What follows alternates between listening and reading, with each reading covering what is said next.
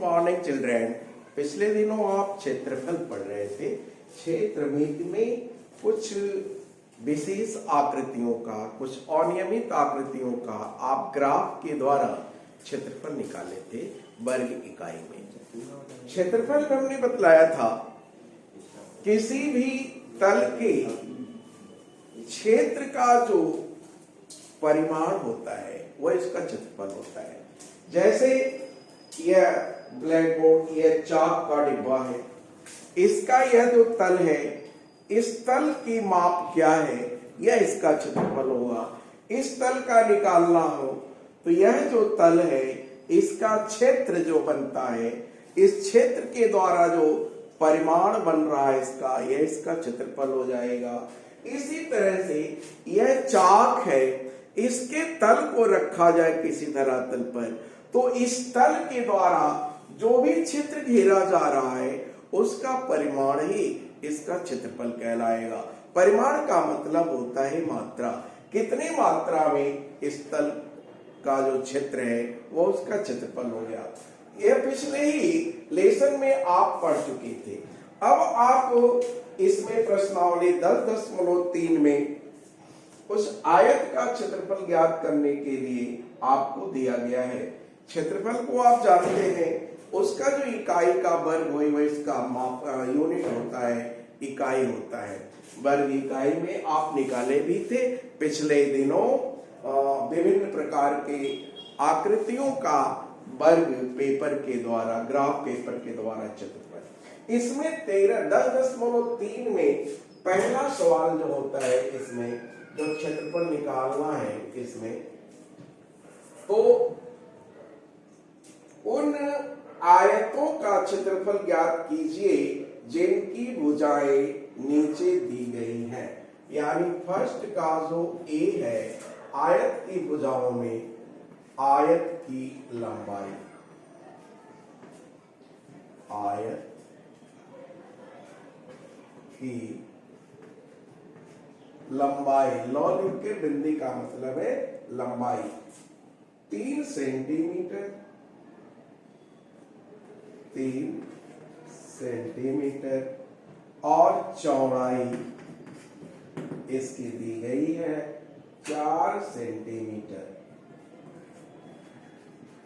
तो आयत का क्षेत्रफल इसका बनेगा क्षेत्रफल लंबाई गुणे चौड़ाई। इसमें पुस्तक में जो पहला प्रश्न था लंबाई 3 था, चौड़ाई 4, यानी 3 गुणे 4 इकाई है सेंटीमीटर, तो 12 वर्ग सेंटीमीटर इसका क्षेत्रफल प्राप्त हुआ। इसी तरह से इसमें 4 सवाल हैं। लंबाई 12 मीटर, चौड़ाई 21 मीटर, 12 गुणे 21 वर्ग मीटर में हो जाएगा। फिर है किलोमीटर में है, 2 किलोमीटर और 3 किलोमीटर भुजाएं हैं, तो 2 गुणे 3 यानी 6 वर्ग किलोमीटर प्राप्त होगा। इसी तरह से 2 मीटर और 70 सेंटीमीटर है। देखिए डी को मैं लगाकर आपको दिखा रहा हूं, दोनों इकाइयां अलग अलग है। इसमें लंबाई बताया गया है 2 मीटर और चौड़ाई है 70 सेंटीमीटर, चौड़ाई है 70 सेंटीमीटर। इसके लिए 2 ढंग है, चाहे तो आप लंबाई को सेंटीमीटर में कर लें या चाहे तो चौड़ाई को मीटर में बदल लें। तो यदि मैं चौड़ाई को मीटर में बदलूं तो 70 सेंटीमीटर को मीटर में बदलने के लिए 100 का भाग करना पड़ेगा, यानी 70/100। तो आप जानते हैं 70/100 का वैल्यू 0.70। अब यह मीटर हो गया। इकाई दोनों समान हो गई, तो क्षेत्रफल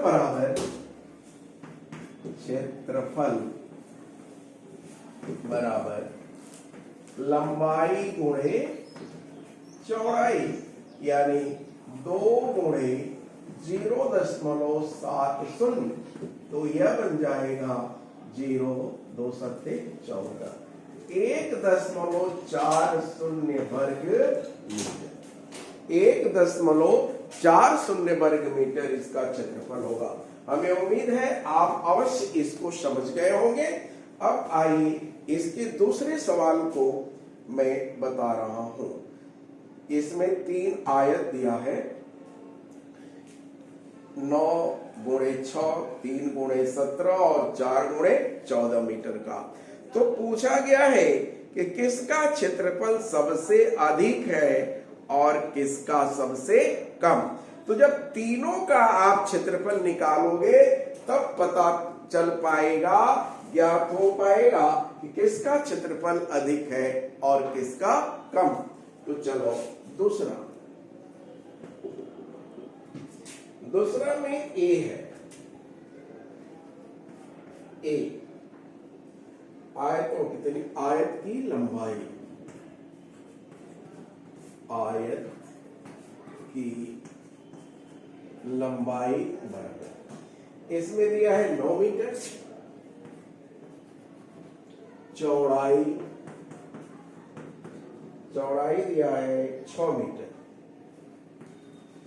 तो इसका क्षेत्रफल लंबाई गुणे चौड़ाई, तो 9 गुणे 6 यह बराबर हो गया 54 वर्ग मीटर। ए का, अब देखो बी का क्षेत्रफल, बी में है लंबाई 3, चौड़ाई 17, लंबाई 3 मीटर, चौड़ाई है 17 मीटर। तो इसका क्षेत्रफल लंबाई गुणे चौड़ाई 3 गुणे 17 यह जाएगा 51 वर्ग मीटर के।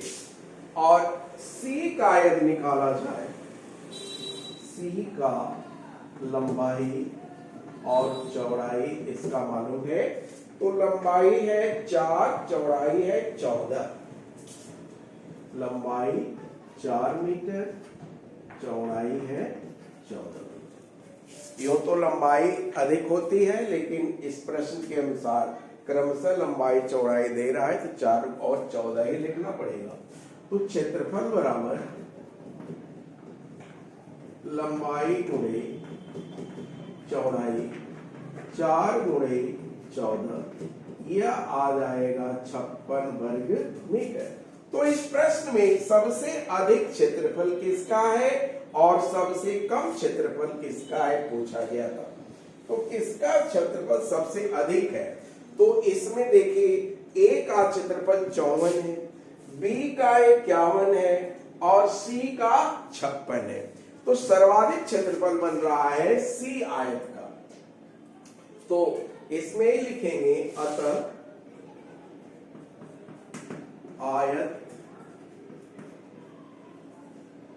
सी का क्षेत्रफल सबसे अधिक है, सबसे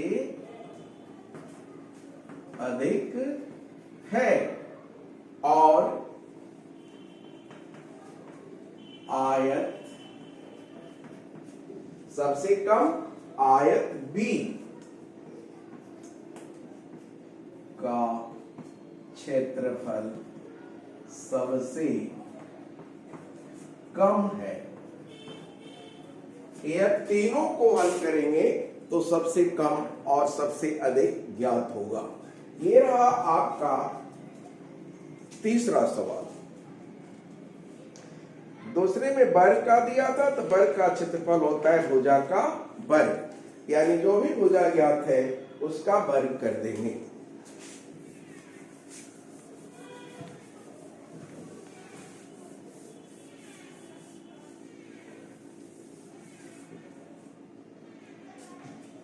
वर्गों का क्षेत्रफल तीसरा है,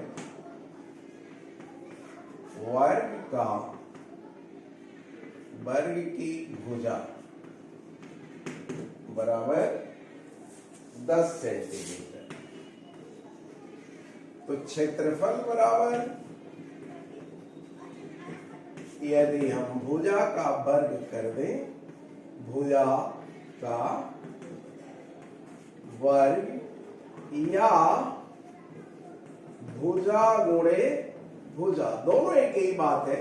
जब भुजा में भुजा का गुणा करेंगे तो वर्ग होगा, या किसी भी राशि में जब हम उसका ही गुणा करते हैं उसी राशि का, तो उसका वर्ग प्राप्त हो जाता है।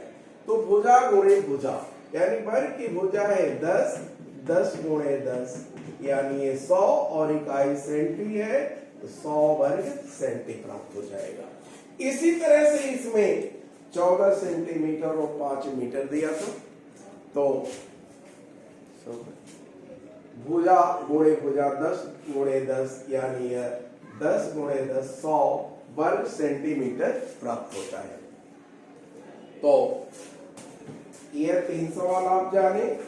इसके बाद चौथा है 50 मीटर लंबाई वाले एक आयताकार बागीचे का क्षेत्रफल दिया हुआ है, तो चौड़ाई पूछा गया है। देखिए चौड़ाई कैसे निकालेंगे।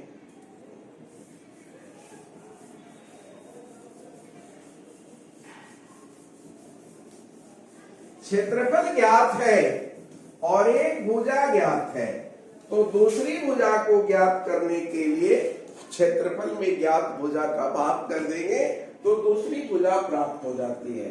जैसे आपकी किताब में दिया है कि 10 मीटर लंबाई वाले आयताकार बागीचे का क्षेत्रफल, चौथा सवाल है, आयताकार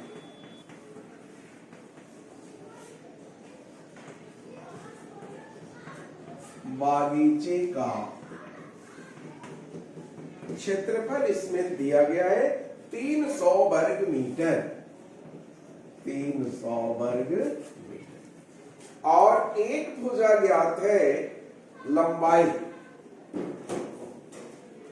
आयताकार बागीचे की लंबाई दी गई है 50 मीटर। तो चौड़ाई ज्ञात करने के लिए लंबाई और चौड़ाई का ही गुणनफल क्षेत्रफल होता है। अब क्षेत्रफल ज्ञात है, तो यदि क्षेत्रफल में लंबाई का भाग कर दिया जाए तो चौड़ाई ज्ञात हो जाएगा। तो अब चौड़ाई बराबर हो जाएगा क्षेत्रफल बटे लंबाई। तो क्षेत्रफल में लंबाई का भाग करो 300 बटे 50, तो यह आ जाएगा 6 मीटर। यानी उस आयताकार बागीचे की लंबाई 50 मीटर होगी, क्षेत्रफल 6 मीटर होगा, चौड़ाई 6 मीटर होगी, जिसका क्षेत्रफल 300 वर्ग मीटर ज्ञात हुआ। अब 5वां सवाल है, आयताकार भूखंड है, 500 मीटर लंबाई और 200 मीटर चौड़ाई वाले आयताकार भूखंड पर 8 रुपया प्रति 100 वर्ग मीटर की दर से टाइल लगाने का व्यय। प्रति 100 का मतलब 100 वर्ग मीटर का 8 रुपया है। तो अब इसके लिए निकालना पड़ेगा कि क्षेत्रफल है कितना इसका, तभी वर्ग मीटर से हम निकाल पाएंगे। प्रश्न नंबर 5 देखिए, लंबाई आयताकार भूखंड, आयताकार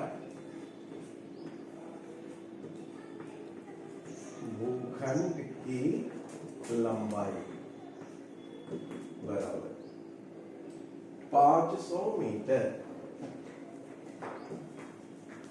चौड़ाई बराबर,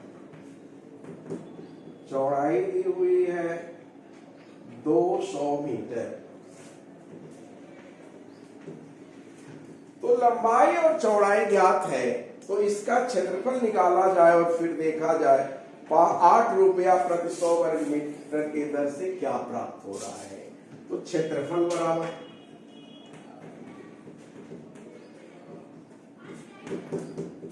लंबाई गुणे चौड़ाई, यह फार्मूला हमेशा लिखना पड़ेगा।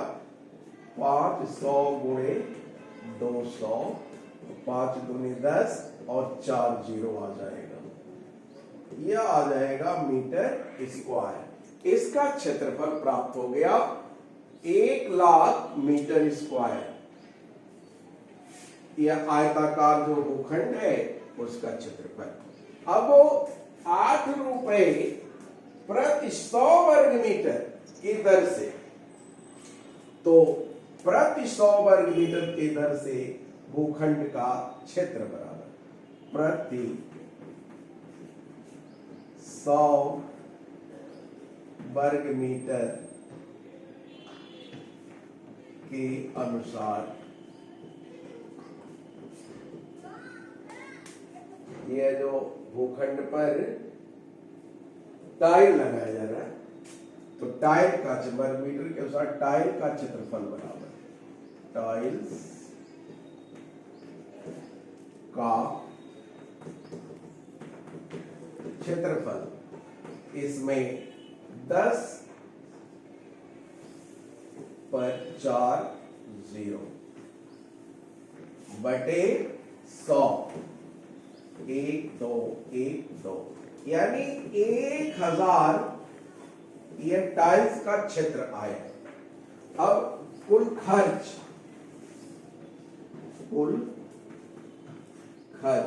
8 रुपया प्रति 100 वर्ग मीटर था, तो 1000 गुणे 8 यानी 8000 रुपया खर्च आएगा पूरे भूखंड पर। एक बात फिर से समझ ले, आयताकार भूखंड की लंबाई और चौड़ाई ज्ञात है, और ये क्या प्रति 100 वर्ग मीटर के दर से 8 रुपये प्रति 100 वर्ग मीटर की दर से कितना खर्च पड़ेगा।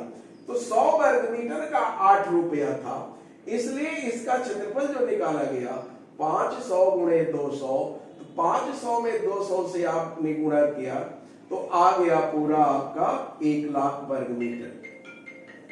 और प्रति 100 वर्ग मीटर के अनुसार टाइल्स का जो क्षेत्र बनेगा, यदि 1,00,000 में 100 से आप भाग दे दे तो 1000 प्राप्त होता है। तो 1000 प्रति 100 वर्ग मीटर का वो टाइल्स लगाने का क्षेत्र आया, और 8 रुपया प्रति 100 वर्ग मीटर की दर से यदि याद किया जाए तो 1000 में 8 से गुणा कर दे तो 8000 रुपए प्राप्त होते हैं। यानी 500 गुणे 200 मीटर के भूखंड में प्रति 8 रुपया 100 वर्ग मीटर की दर से 8000 रुपए का खर्च आएगा। यह 5 सवाल हमने आपको बतलाया। इसके बाद अब नेक्स्ट डे आपको इसके बाद का बताया जाएगा। जो आपको आए वो हल कर लीजिएगा, जो न आए छोड़ दीजिएगा, कल बता देंगे। धन्यवाद।